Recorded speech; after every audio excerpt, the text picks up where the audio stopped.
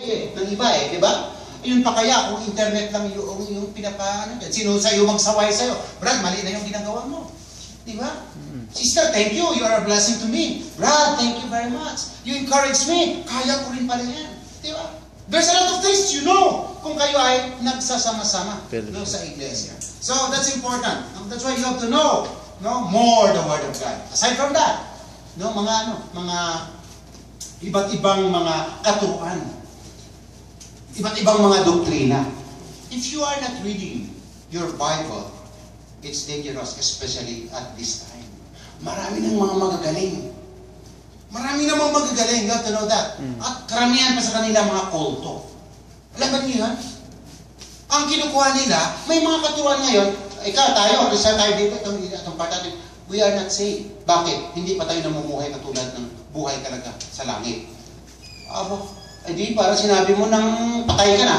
At nakita mo ba doon? As long as we are living, katulad na sinasabi ko kanina, ay marami tayo pagraranasin. Iba't ibang mga problema, kasama tayo doon. So yung tinuturo nila, kailangan mawala na yan. Kailangan hindi ka na talaga nagkasala. Sa isip sa gawa, parang tanga ka na. Doon ka na lang sa kung saan ka na lang. Di ba? It's dangerous doctrine. Here, we are teaching what is written in the Word of God. Yeah, that's why it's very important. So, short. At sometimes, yung Word of God, sabi ni Cephas, is like a double-edged sword. So, Pastor, ang sakit-sakit naman magsalita. No, it's not me. It is the Word of God. That even sometimes I am hurt because of His Word. Madalas po, pag ako tinamaan, talagang naiiyak din po ako. Masakit. But you have to answer. Salitain Diyos yun.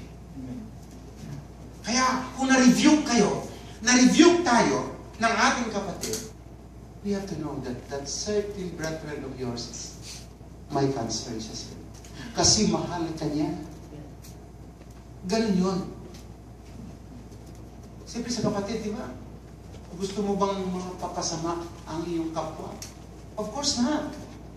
Ayaw natin. Yeah. So, we have to be aware, na sometimes we are hurt.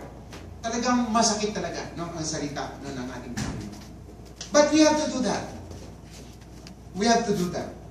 Dapat pag-aralan po natin lagi ng maigi upang lalong dumami ang ating kaalaman at tayo ay lalong lumawak ang ating pananampalataya at lumago tayo sa ating buhay bilang isang mananampalataya.